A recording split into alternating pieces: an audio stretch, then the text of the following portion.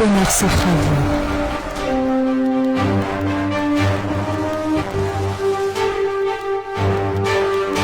LTM, la télévision du monde inspirée par vous.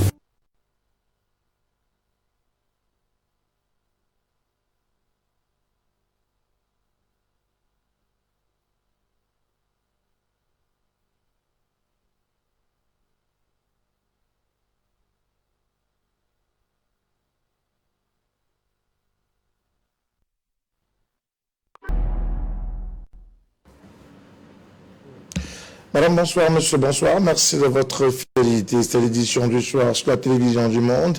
Une édition que nous ouvrons nous intéressant à cette descente sur le terrain de la délégation interministérielle à l'extrême nord du Cameroun suite aux inondations qui secouent cette partie du triangle national. Malgré question d'apporter le soutien de la République, le reconfort du chef de l'État, mais aussi passer en revue l'ensemble des chantiers routiers et infrastructurels mis en route par le gouvernement pour améliorer davantage le cadre de vie des populations, mais des populations qui ont tout de même les pieds dans l'eau. Malgré le grave accident de la circuitement urbain et de 5 véhicules administratifs endommagés, la délégation interministérielle rendue sur le terrain à l'extrême nord du Cameroun pour évaluer les dégâts à raison des fortes précipitations avec pour corollaire des inondations inimaginables a poursuivi tout de même et avec détermination son périple sur le terrain, précisément à Mora. Ici, l'eau des pluies dicte encore sa loi pour des pertes sans précédent pour les populations. Nous vivons dans un milieu où à chaque fois quand l'inondation vient, nous sommes inondés. Et ça détruit tout. Nos cultures, nos maisons dévastées par l'eau. Et nous sommes continuellement comme ça. On perd aussi nos bétails. Et nos enfants parfois. Et nous sommes là dans les zones à risque. Dans cette descente, la délégation interministérielle conduite par Paul Atangandi, le ministre de l'administration territoriale, ne manque pas de faire face aux dépits des populations meurtries et particulièrement sinistrées. Cette année, je vois qu'il y a 2 enfants dans un milieu en bas là-bas. Et qui se sont... Famille, Paul Atangandi s'est adressé à ses fils et filles du Cameroun qui reçoivent dans la même foulée les mots de soutien, de réconfort et de compassion du chef de l'État Paul Biya qui, face à la montée des eaux, leur fait don de 130 sacs de riz, 200 sacs de tourteaux, des sacs de mil, de maïs, des haricots, des nattes, du sucre, de l'huile, des matelas, des seaux et du savon, mais aussi des couvertures, une sorte de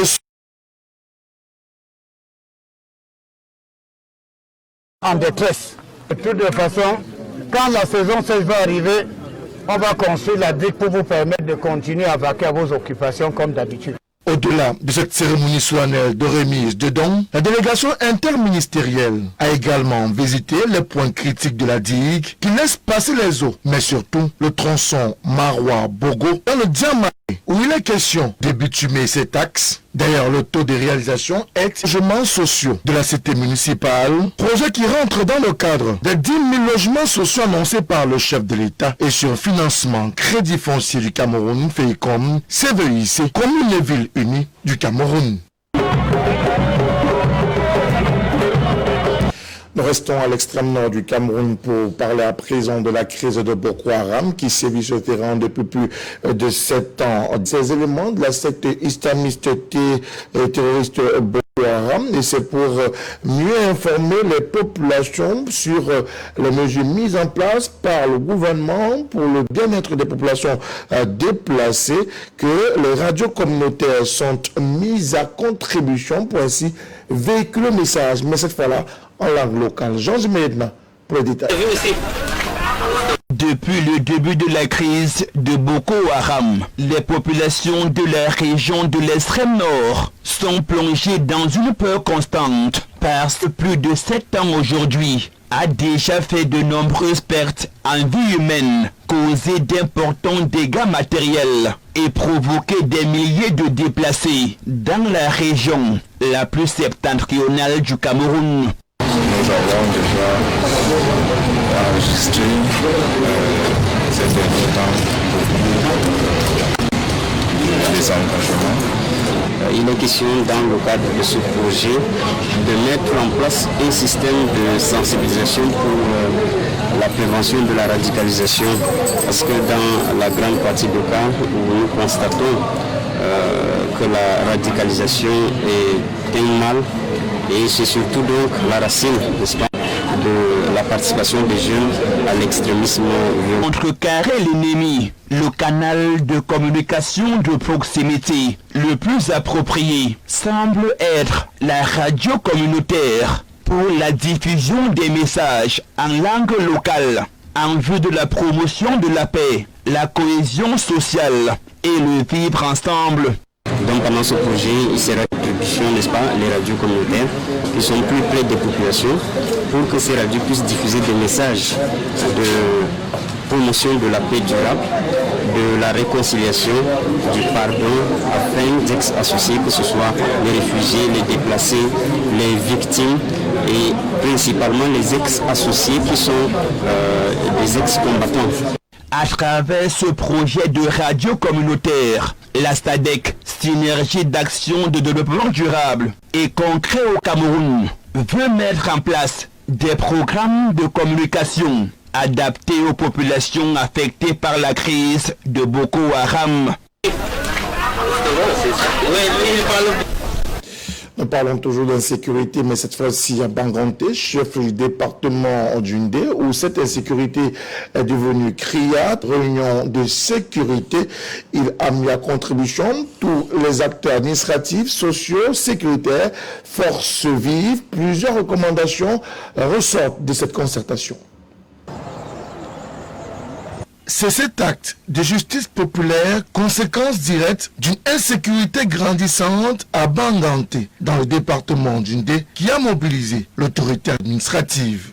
Franklin, François et Tapa, pour l'occasion, a réuni autour de la même table responsables associatifs et de conducteurs d'engins à deux roues. Il a été question de faire le point de la situation de l'insécurité qui prend des proportions inquiétantes et qui amène les populations à se livrer à des scènes de lynchage et de justice populaire. Pour le préfet du département, force doit rester à la loi. Les forces de l'ordre ont fait ce qu'elles ont pu, que les êtres humains soient brûlés au vu, au su de tout le monde.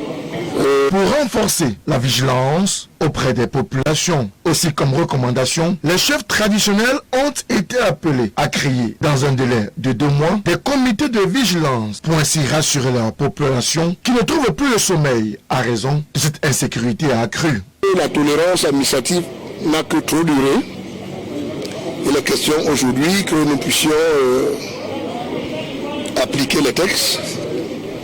Il faut absolument assainir, aller au bout de l'assainissement, mettre sur pied ou bien redynamiser là où ça existe les comités de vigilance dans tous les quartiers des villes de Banganté, Tonga, Bassamba et Bazou.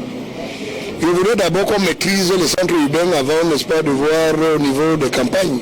Autre point évoqué, la circulation des engins à 2 roues. À titre onéreux, Franklin, François et Tapa a prescrit le port systématique et obligatoire du chasuble pour les conducteurs de moto et 2 couleurs ont été sollicitées. Le jaune pour ceux exerçant en journée et l'orange pour leurs homologues travaillant le soir. On est des pieds avec des noms, leurs noms inscrits sur les chasubles et sur les motos. Nous sommes là pour contribuer à l'économie du Cameroun.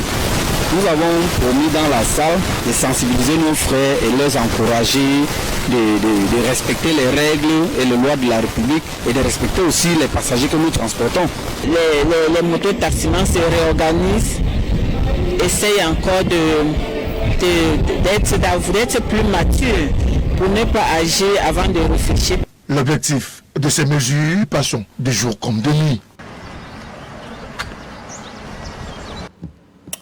Toujours dans le chapitre de l'actualité, nous reparlons du grand dialogue national inclusif tenu il y a 1 an de cela. Une concertation s'est d'ailleurs tenue ce vendredi autour du Premier ministre chef du gouvernement à l'effet d'évaluer la mise en œuvre effective des résolutions et autres recommandations issues.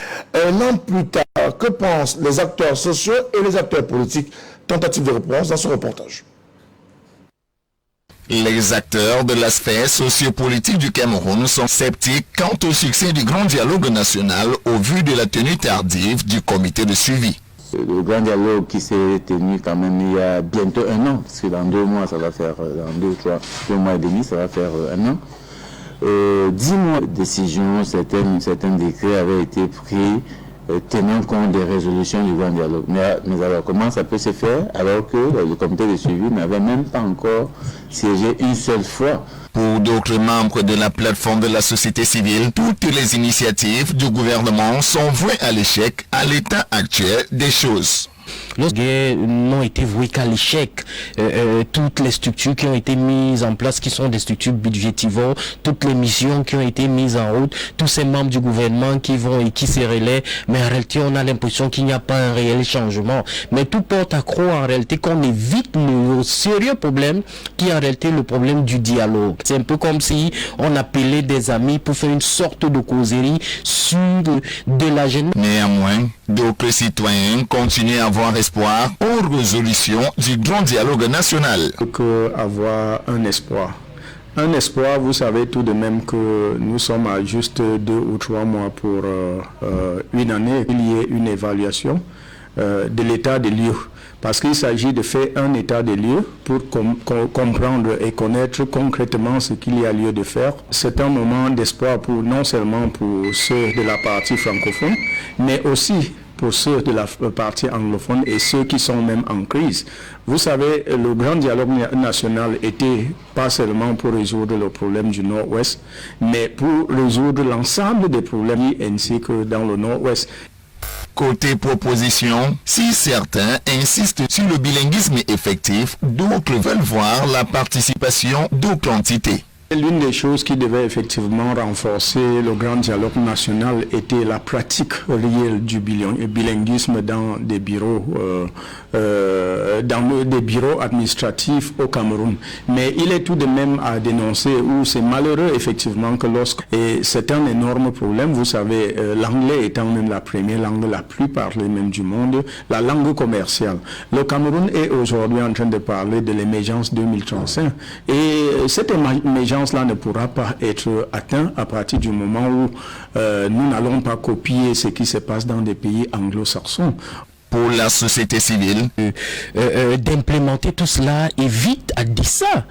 C'est connu de tout le monde, ça a été théorisé par les grandes études. Le cardinal Christian Tomé l'a dit, les grandes institutions qui accompagnent le Cameroun l'ont dit. Il faut dialoguer avec les personnes appropriées. Il faut poser le vrai débat sur la table. Voilà en réalité ce qu'il faut faire. L'Ouest et du Nord-Ouest Cameroun. Et puis en politique, le chairman, président national du Social Democratic Front s'oppose aux élections régionales qui se profilent à l'horizon. Le chairman Ni John Fundi pose pour l'occasion des conditions préalables pour l'organisation de ce scrutin indirect attendu. Nos reporters Patrick Ngwanya et Patrice Foucault nous en disent plus. Le chairman du Social Democratic Front, Ni John Fundi, au cours de sa dernière sortie média d'Ouest, même si ces déclarations semblent opportunes, elles revêtent tout de même quelques manquements. Oui, c'est des raisons, n'est-ce pas, que l'on ne peut pas botter en touche comme ça d'un seul coup. Mais le bémol que je mettrais, c'est que au niveau actuel des choses, je ne vois pas vraiment la nécessité, la grande nécessité, n'est-ce pas, de mon avis, il aurait été mieux que le SDF, qui a toujours participé aux élections jusqu'ici, encore à ces élections, pour qu'il ait rempli son devoir, n'est-ce pas, de parti politique. Pour le SDF, le chairman a été clair, le SDF n'ira pas au régional, tout simplement parce que depuis plus de 24 ans déjà, le gouvernement de Yaoundé ne parvient. Vous conviendrez avec moi et avec le SDF que si l'on va à ces élections, ce serait cautionner une autre forme de gestion de la cité qui est contraire à celle du SDF. Donc le SDF pense et soutient que la seule façon de pouvoir transmettre véritablement le pouvoir aux populations législatives, Maître Achille Dio brandit la carte du fédéralisme.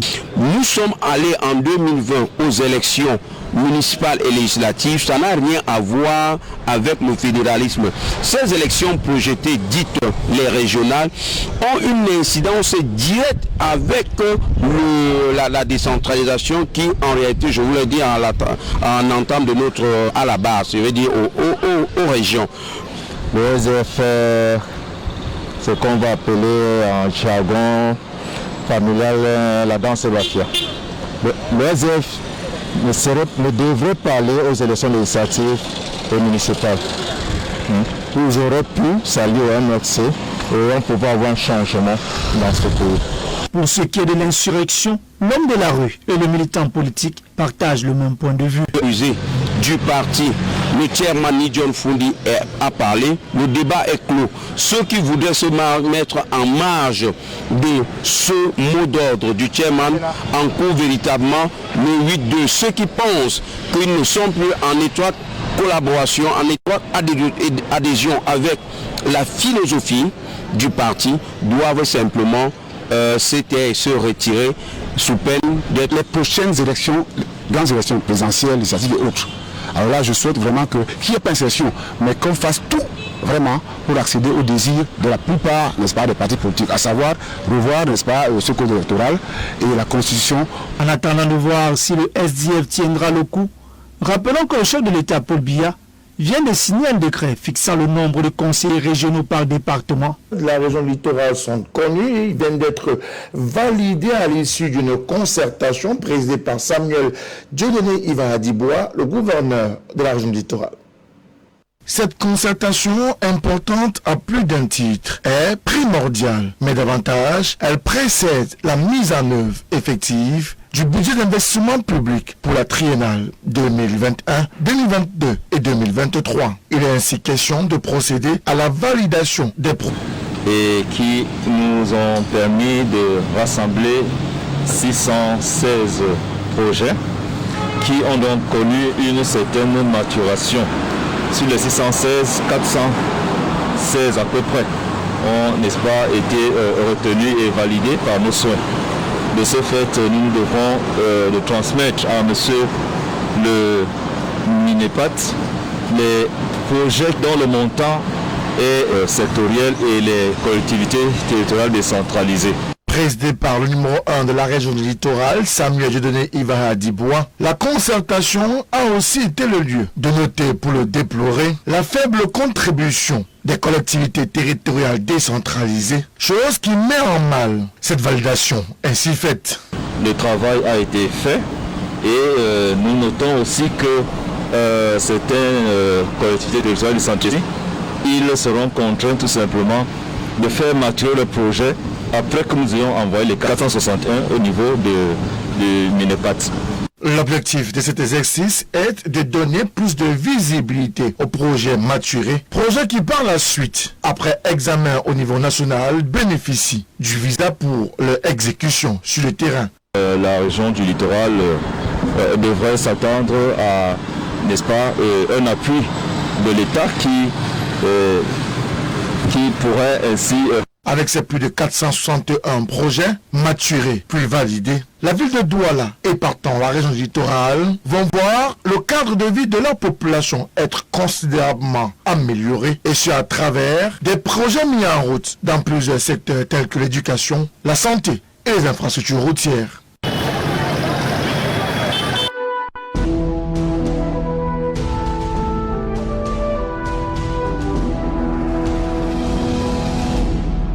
Après le coup d'État. L'hymne malien donne le coup d'envoi de la concertation nationale. Face à une salle quasi comble, les militaires sont au garde à vous. Le moment est solennel, il suscite d'immenses espoirs. Tout le monde aujourd'hui n'aspire qu'à une seule chose, un Mali uni, prospère et pacifié. Partis politiques, syndicats, sociétés civiles, groupes armés signataires de l'accord de paix, tous doivent valider les objectifs des discussions à venir. Il s'agit de contribuer à la reconstruction de notre pays à travers la garantie profonde Mais derrière les sourires de façade, l'inquiétude est grande. Quelle future transition pour le Mali? Combien de temps va-t-elle durer? Qui doit la conduire? Les divergences sont nombreuses. La junte militaire a promis de rendre les commandes aux civils à l'issue d'une transition de 2 ou 3 ans. Trop long pour la CEDEAO, la communauté économique des zones meneuse de la contestation populaire qui ne veut surtout pas être écartée du processus. Le temps presse. Depuis le coup d'État du 18 août, c'est le vide institutionnel au sommet de l'État. Dans le nord du pays, cette instabilité fait peur. Loin de la capitale, les habitants se sentent délaissés. Il n'y a toujours pas même un semblant de paix. Donc, ce coup d'État pour nous, ça pouvait être la fracture, quoi. La concertation nationale se poursuivra du 10 au 12 septembre à Bamako, avec la participation des délégués régionaux et ceux de la diaspora. Et puis la Serbie et le Kosovo viennent de paraffer un accord économique et le dit accord a été paraffé à la Maison-Blanche. Triomphant, le président américain parle d'un accord historique. Serbia and Kosovo have each committed to economic normalization. Après 2 jours de discussion et plusieurs versé les déplacements entre les 2 États. Mais sur le plan diplomatique, les relations entre les 2 pays sont toujours très tendues. La Serbie refuse de reconnaître l'indépendance du Kosovo, une indépendance proclamée en 2008 après une première tentative en 1990. La guerre entre les 2 pays a fait plus de 13 000 morts, suivie d'une intervention. The goal is to arise the courage of the political leaders to take the issue of the normalization and mutual recognition seriously.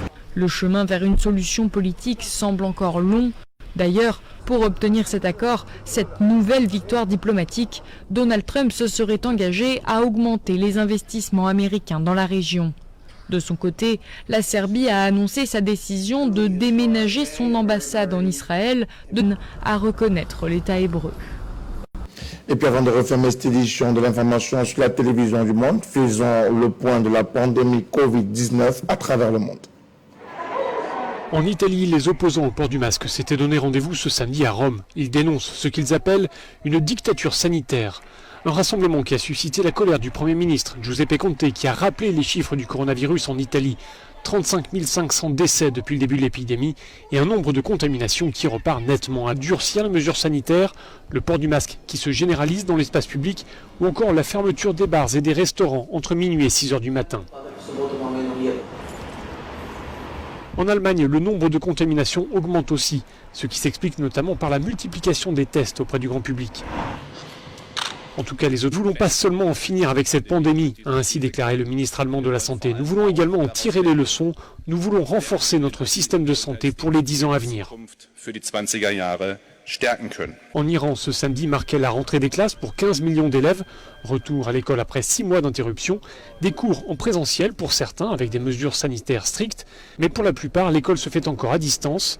L'Iran est le pays du Moyen-Orient le plus durement touché par le coronavirus. Reste en compagnie d'un programme qui se poursuit. Bon samedi à toutes et à tous. Au revoir.